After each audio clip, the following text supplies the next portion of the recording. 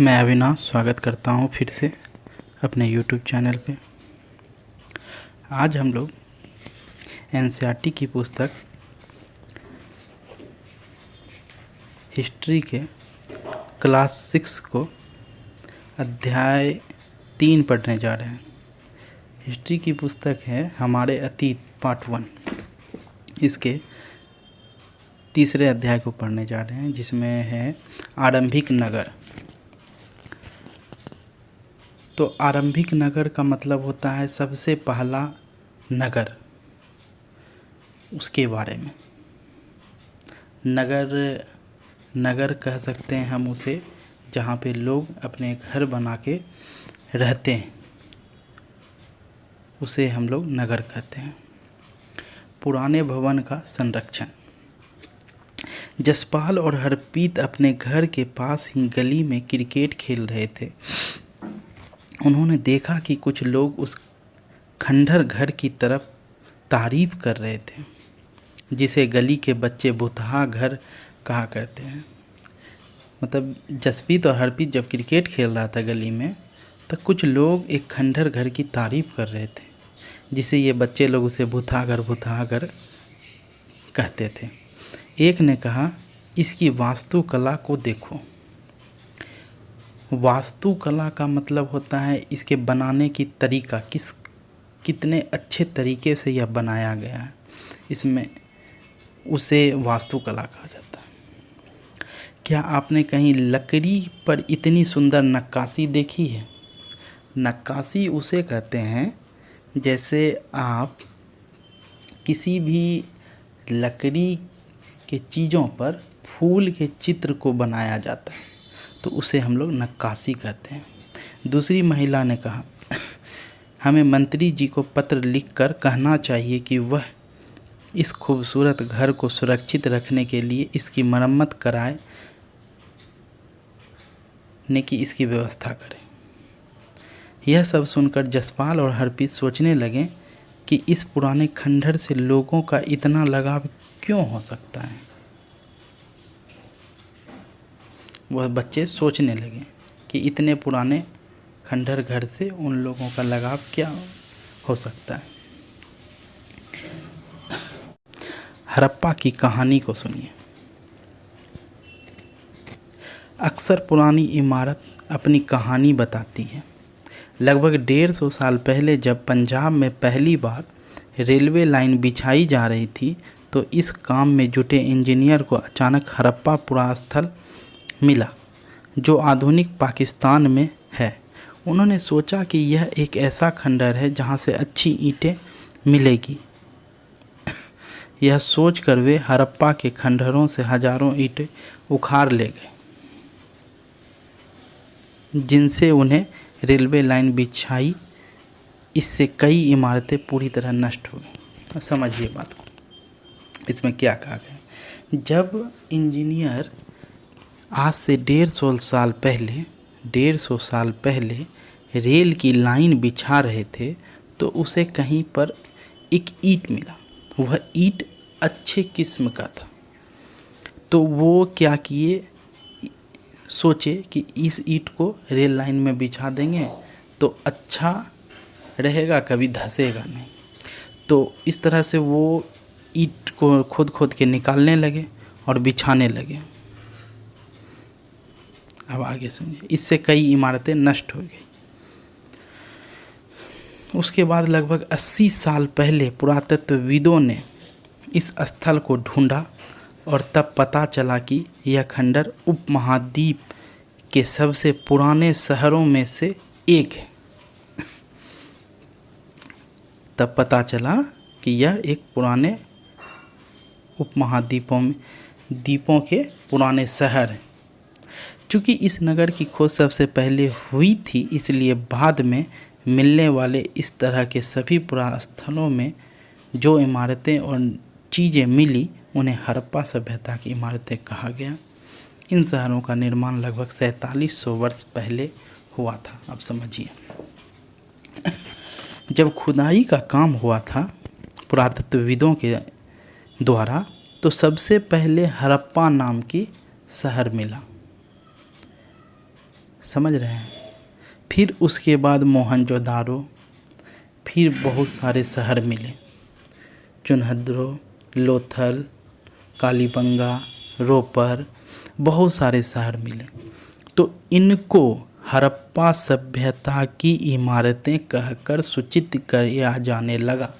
हड़प्पा इसलिए क्योंकि सबसे पहले मिला। समझ गए?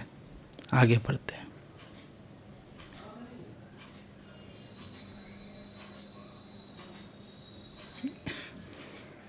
प्रायः पुरानी इमारतों को तोड़कर उनकी जगह नए भवन बनाए जाते हैं।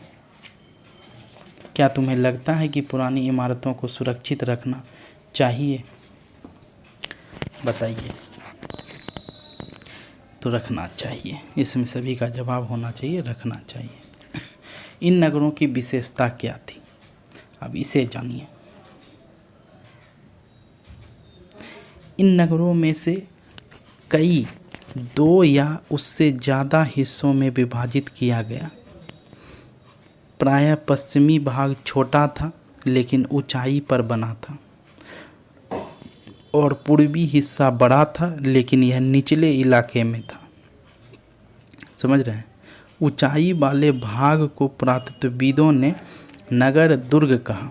अब यहाँ पर नगर दुर्ग का अर्थ, तो नगर का दुर्ग का मतलब होता है किला। किला का मतलब होता है बाउंड्री। समझ रहे हैं? दुर्ग का मतलब होता है किला, और निचले हिस्से को निचला नगर कहा गया।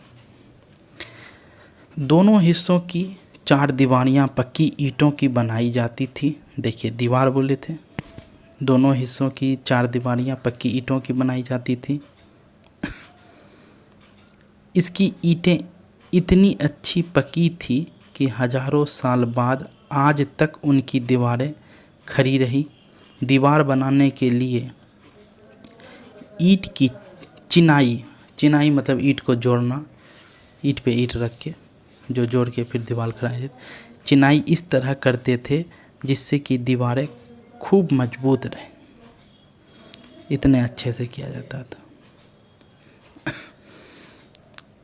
कुछ नगरों के नगर दुर्ग में कुछ खास इमारतें बनाई गई थी। नगर दुर्ग मतलब किला, बाउंड्री।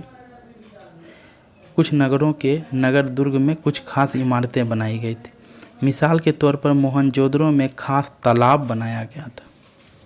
तालाब को आगे पिक्चर के माध्यम से बताएंगे, जिसे पुरातत्वविदों ने महान स्नानागार कहा है।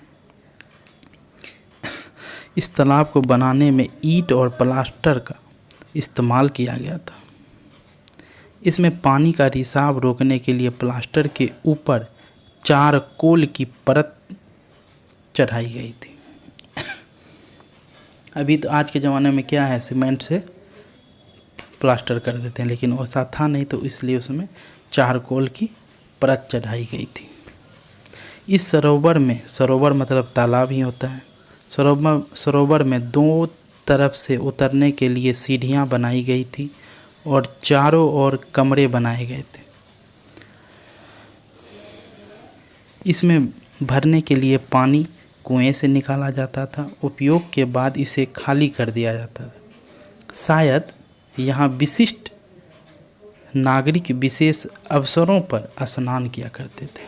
मतलब कुछ हुआ फंक्शन, तब उसमें स्नान करते थे। कालीबंगा और लोथल जैसे अन्य नगरों में अग्निकुंड मिले हैं। कालीबंगा और लोथल जैसे अन्य नगरों में अग्निकुंड मिले हैं, जहाँ संभवतः यज्ञ किए जाते होंगे। हड़प्पा, मोहनजोदड़ो और लोथल जैसे कुछ नगरों में बड़े बड़े भंडार गृह मिले हैं। देखिए, थोड़ा सा समझिए मैप को, और छोटा करें।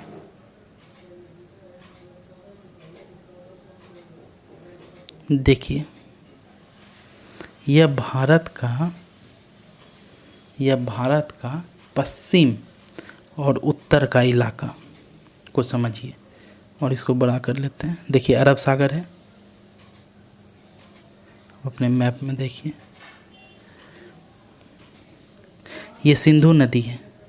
सिंधु नदी के पास ही मोहनजोदारो मिला, चुनहद्रो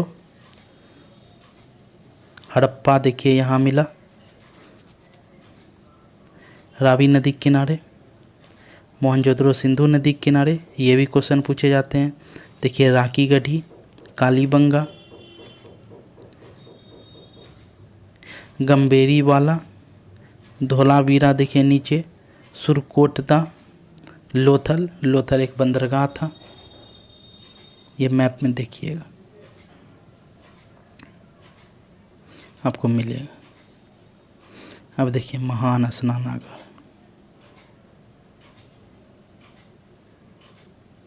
देखिए कैसे सीढ़ी है दो तरफ से,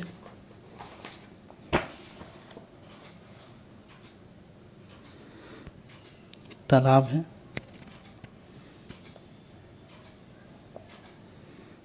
इसी तरह से ये था। अब आगे पढ़ते हैं भवन, नाले और सड़कें। इन नगरों के घर आमतौर पर एक या दो मंजिले होते थे। घर के आंगन के चारों ओर कमरे बनाए जाते थे। अधिकांश घरों में एक अलग स्नान घर होता था और कुछ घरों में कुएं भी होते थे। कई नगरों में ढके हुए नाले थे। इन्हें सावधानी से सीधी लाइन में बनाया जाता था। हर नाली में हल्की ढलान होती थी ताकि पानी आसानी से बह सके। अक्सर घरों की नालियों को सड़कों की नालियों से जोड़ दिया जाता था, जो बाद में बड़े नालों में मिल जाती थी। नालों के ढक्के होने के कारण इनमें जगह जगह पर मेन हॉल बनाए जाते थे। मेन हॉल मतलब चैम्बर, जहाँ पर सारा कचरा जमा हो जाए तो सफाई जब करना हो तो एक ही जगह खोला जाए, बार सारा जगह नाला को खोला ना जाए, उसी को मेन हॉल कहेंगे, जिनके जरिए इनकी देखभाल और सफाई की जा सके। घर, नाले और सड़कों का निर्माण योजनाबद्ध मतलब होता है कि एक प्लानिंग करके तरीके से एक साथ किया जाता था। देखिए कुछ प्रश्न है यहाँ पर वर्णित घरों और पिछले अध्याय में वर्णित घरों में तुम्हें क्या अंतर दिखाई देता? कोई अंतर है तो बताओ। बहुत सारा अंतर मिलेगा आपको, आप खोजेंगे इसे। अब आइए नगरीय जीवन पर, चौथे पेज पे। हड़प्पा के नगरों में बड़ी हलचल रहा करती होगी। यहाँ पर ऐसे लोग रहते होंगे जो नगर की खास इमारतें बनाने की योजना में जुटे रहते थे। ये संभवतः यहाँ के शासक थे। यह भी संभव है कि ये शासक लोगों को भेजकर दूर दूर से धातु, बहुमूल्य पत्थर और अन्य उपयोगी चीज़ें मंगवाते थे। शायद शासक लोग खूबसूरत मनकों तथा सोने चांदी से बने आभूषण जैसी कीमती चीज़ों को अपने पास रखते होंगे। खूबसूरत। इन नगरों में लिपिक भी होते थे जो मोहरे पर तो लिखते ही थे और शायद अन्य चीज़ों पर भी लिखते होंगे जो बच नहीं पाई थी। देखिए लिपिक मतलब जो लिखता है, मोहर पे लिखने वाला। लिपिक का काम ही होता है लेखन की क्रिया करना। इसके अलावा नगरों में शिल्पकार, समझ रहे हैं शिल्पकार, पिछले अध्याय में बताया था, स्त्री पुरुष भी रहते थे जो अपने घरों या किसी उद्योग स्थल पर तरह तरह की चीज़ें बनाते होंगे। जो तरह तरह की चीज़ बनाए उसे शिल्पकार समझ लीजिए। लोग लंबी यात्राएं भी करते थे और वहां से उपयोगी वस्तु लाते थे और साथ ही लाते थे सुदूर देशों की किस्से कहानी। सुदूर मतलब दूर के देश, जहां वो गए वहां से अब आए, वहां के किस्से कहानी सुना रहे हैं लोगों के बीच। मिट्टी से बने कई खिलौने भी मिले हैं जिनसे बच्चे खेलते होंगे। आगे मैं दिखलाता हूँ आपको। ये कुआं आप देख लीजिए,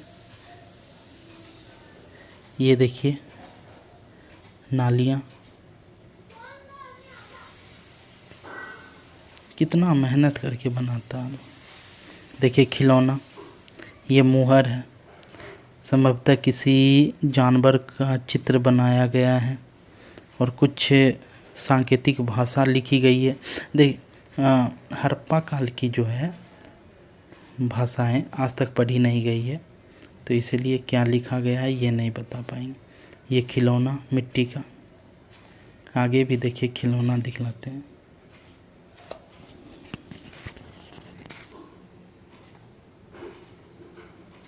नए नगर और नए शिल्प, आगे आ जाइए। आओ अब कुछ ऐसी चीज़ें के बारे में अध्ययन करें जो हड़प्पा के नगरों से प्राप्त हुई। पुरातत्वविदों को जो चीज़ें यहाँ मिली हैं उनमें अधिकतर पत्थर, शंख, तांबे, कांसे, सोने और चांदी जैसे धातुओं से बनाई गई थी। तांबे और कांसे से औजार, हथियार, गहने और बर्तन बनाए जाते थे। सोने और चांदी से गहने और बर्तन बनाए जाते थे। उसमें सोने चांदी के भी बर्तन बनते थे। देखिए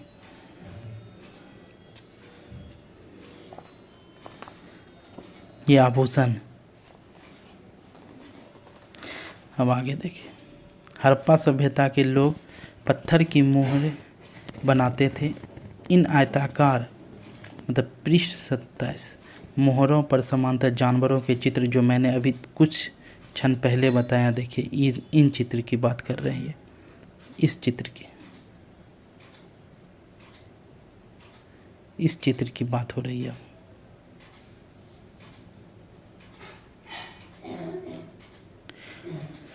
जानवरों के चित्र मिलते हैं। हड़प्पा सभ्यता के लोग काले रंग से डिजाइन किए हुए खूबसूरत लाल मिट्टी के बर्तन बनाते थे।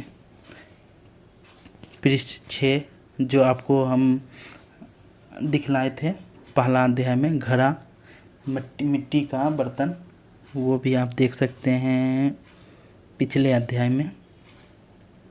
अध्याय 2 में तुमने जिस गांव के बारे में पढ़ा, क्या वहाँ भी धातु का उपयोग होता था? क्या वे पत्थर के बाट बनाते थे? याद कीजिए, वो ऐसा नहीं करते थे। विकसित होने लगे लोग।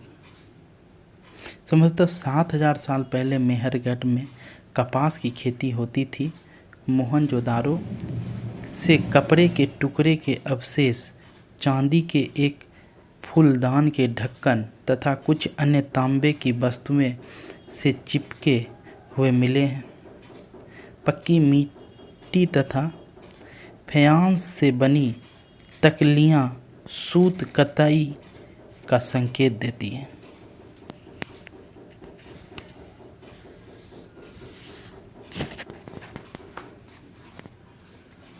ये मूर्ति देखिए, ये भी हड़प्पा काल से ही मिला है। कुछ डैमेज हुई है मूर्तियाँ।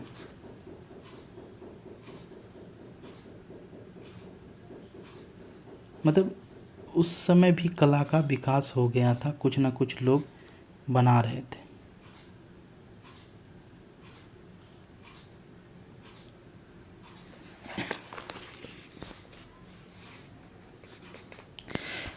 यहाँ पर जो फयांस है उसके बारे में हम आगे चर्चा करेंगे।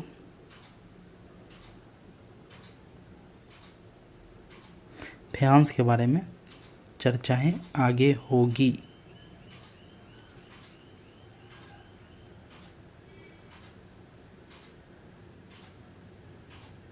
इनमें से अधिकांश वस्तुओं का निर्माण विशेषज्ञों ने किया था। विशेषण उसे कहते हैं जो किसी खास चीज़ को बनाने के लिए खास प्रशिक्षण लेता है, जैसे पत्थर तराशना, मनके चमकाना या फिर मुहरे पर पच्चीकारी करना आदि। पृष्ठ 28 पर चित्र को देखो। ये कि मूर्ति का चेहरा कितने आकर्षक ढंग से बनाया गया है। जो मैं पहले मूर्ति दिखला रहा था अभी, इससे पहले जो मैं बोल रहा था थोड़ी सी डैमेज हुई है मूर्ति, उस मूर्ति के बारे में। ये मूर्ति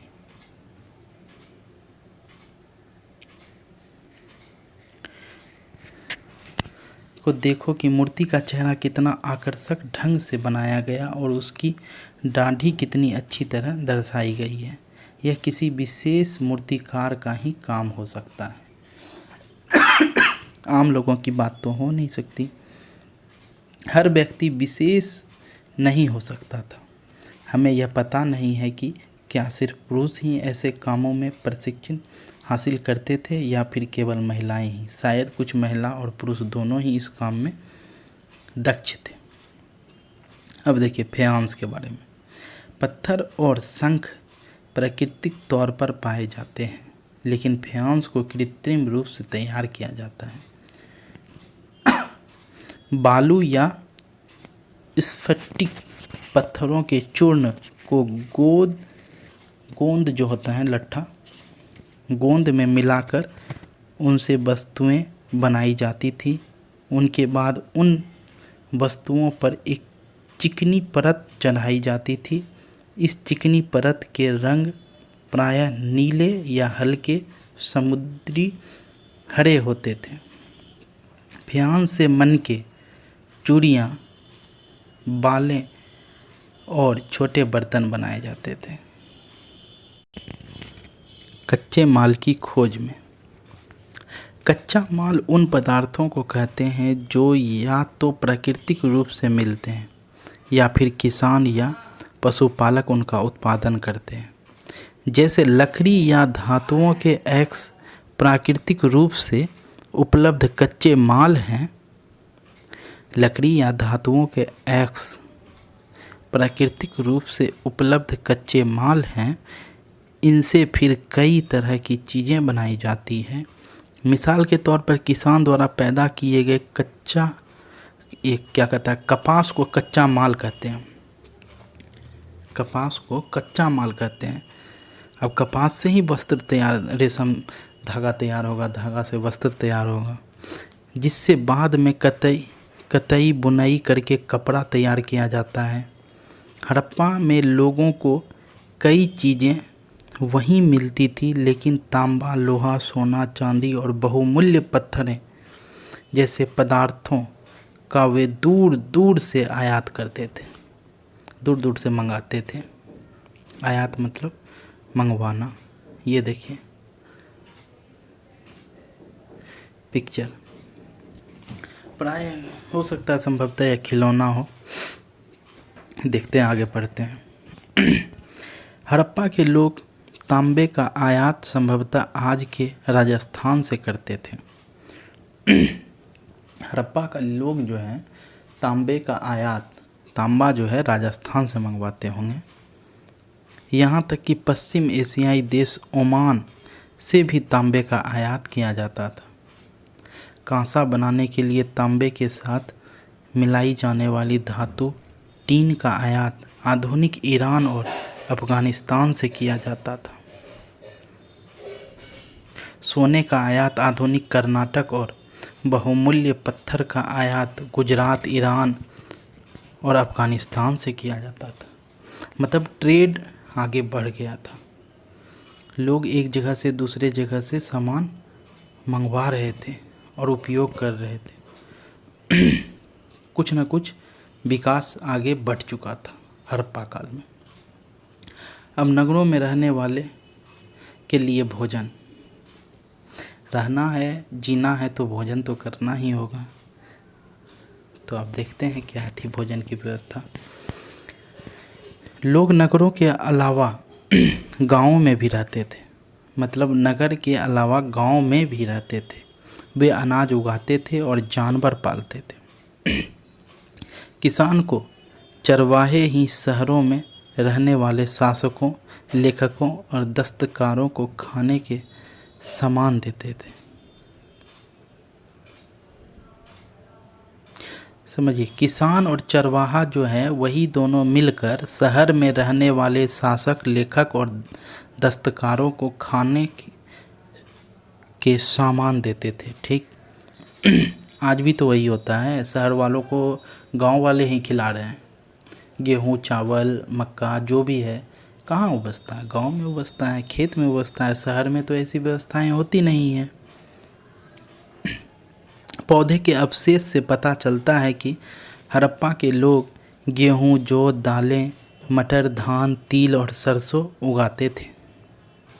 पौधे के अवशेष जो मिले हैं उससे पता चलता है कि वे लोग ये सब चीज़ें उपजाते थे। ज़मीन की जुताई के लिए हल का प्रयोग एक नई बात थी। ज़मीन की जुताई के लिए पहले हल का प्रयोग करते थे, आज हल का प्रयोग कर रहे हैं। आज ट्रैक्टर के माध्यम से जुताई करते हैं, तो ये नई बात है। उसी तरह उस समय हल का प्रयोग एक नई बात थी।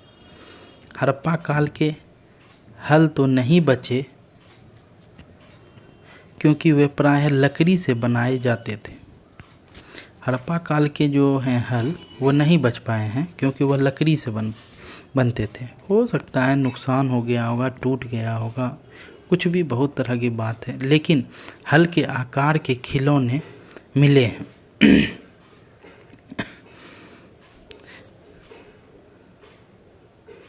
हल के आकार के खिलौने मिले, वो हम लोग चित्र में दिखलाते हैं आपको।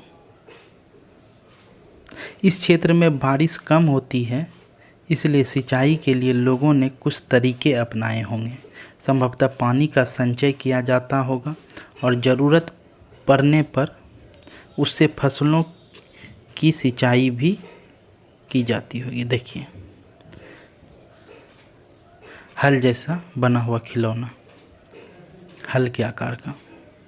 हड़प्पा के लोग गाय, भैंस, भेड़ और बकरियां पालते थे।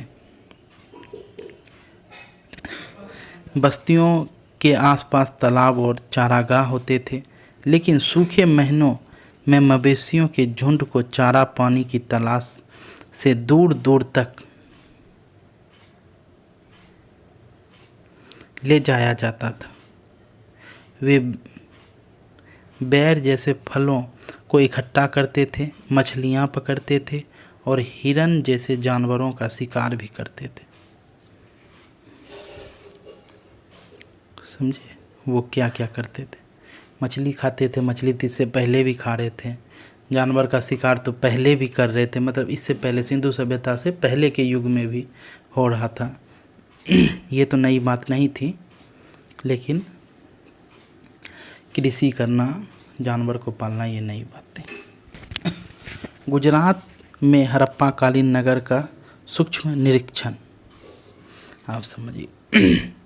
गुजरात में क्या क्या का निरीक्षण किया गया, देखिए। कच्छ के इलाके में खदीर बेत के किनारे धोलावीरा नगर बसा था। कच्छ गुजरात में है, उसके इलाके में खदीर बेत के किनारे धोलावीरा नगर बसा था। वहाँ साफ पानी मिलता था और ज़मीन उपजाऊ थी।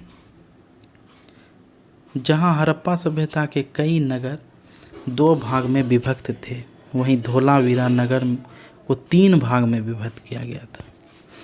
जैसे हड़प्पा के जो नगर थे वो 2 भाग में अक्सर विभक्त होते थे, लेकिन धोलावीरा 3 भाग में विभक्त था। बात को समझिए। इसके हर हिस्से के चारों ओर पत्थर की ऊंची ऊंची दीवारें बनाई गई। इसके अंदर जाने के लिए बड़े बड़े प्रवेश द्वार थे। इस नगर में एक खुला मैदान भी था जहां सार्वजनिक कार्यक्रम आयोजित किए जाते थे।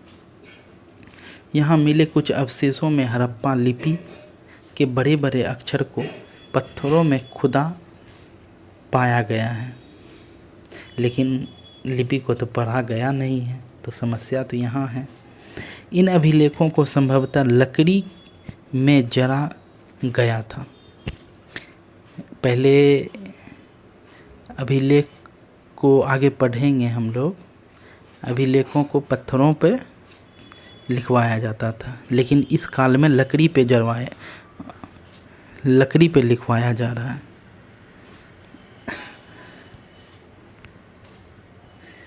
यह एक अनोखा अवशेष है क्योंकि आमतौर पर हड़प्पा के लेख मोहर जैसी छोटी वस्तुएं पर पाए जाते थे।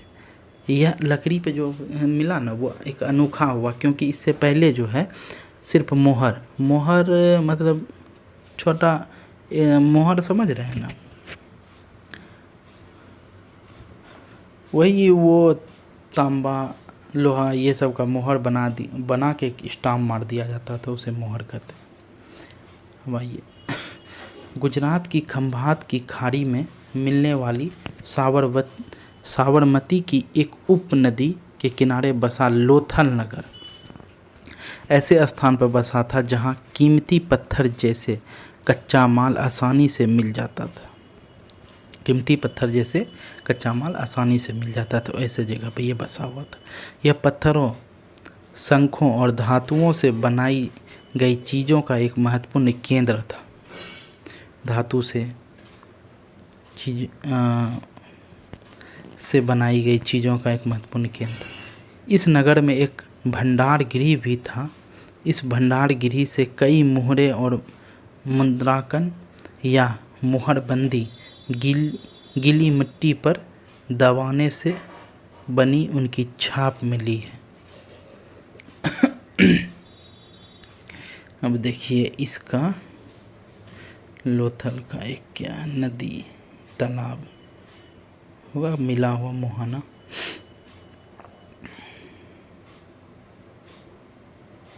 यहाँ पर एक इमारत मिली है जहाँ संभवतः मनके बनाने का काम होता था।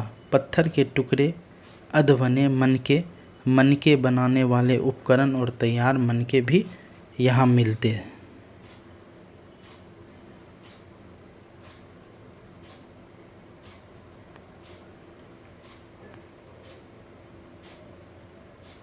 आइए आगे बढ़ते हैं।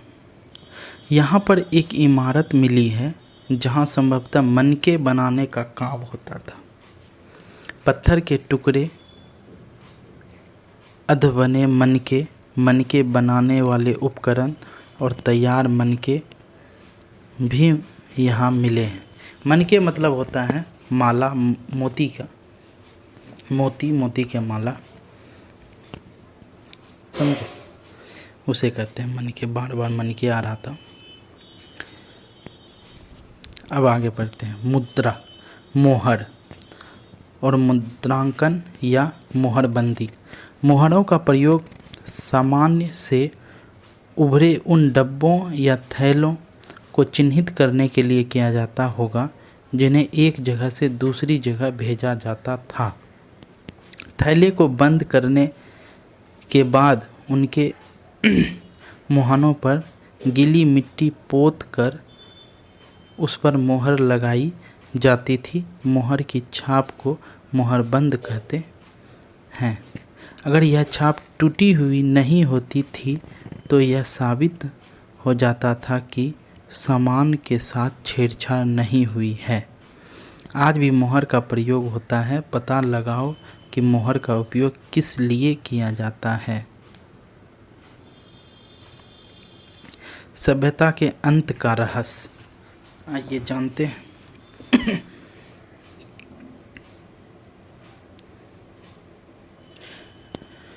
लगभग 3900 साल पहले एक बड़ा बदलाव देखने को मिलता है। अचानक लोगों ने इन नगरों को छोड़ दिया।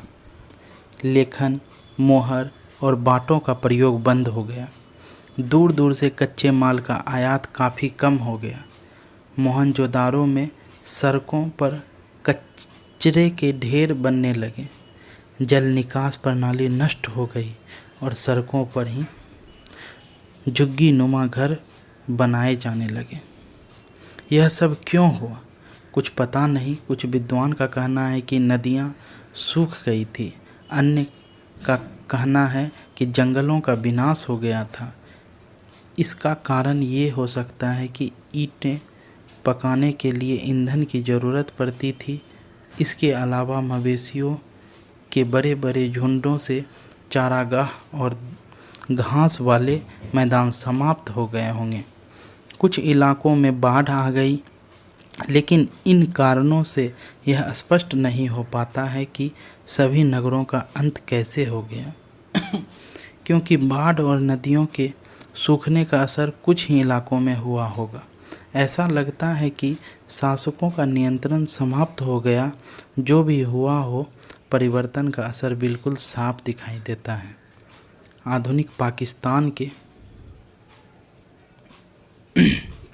सिंध और पंजाब की बस्तियां उजड़ गई थी। कई लोग पूर्व और दक्षिण के इलाकों में नई और छोटी बस्तियों में जाकर बस गए। इसके लगभग 1400 साल बाद एक नए नगरों का विकास हुआ। इनके बारे में तुम अध्ययन 5 और 8 में पढ़ोगे। देखिए, 3900 साल पहले एक बड़ा बदलाव देखने को मिला और अचानक यह सभी नगरों को छोड़कर चले गए। लेखन, मुहर और बाटों का प्रयोग बंद हो गया। पता नहीं कैसे। दूर दूर से कच्चे माल का आयात काफ़ी कम हो गया। मोहनजोदाड़ो में सड़कों पर कचरे का ढेर जमा हो गया, नालियाँ जाम हो गई, नल निकास प्रणाली नष्ट हो गई और सड़कों पर ही झुग्गी झोपड़ी बनाकर लोग रहने लगे। तो विद्वान सोचते हैं कि नदियाँ सूख गई होगी, जिसके कारण लोग नष्ट हो गए, बाढ़ आ गई होगी या चारागाह की कमी हो गई होगी, जिस कारण से ऐसी समस्याएं हुई होगी।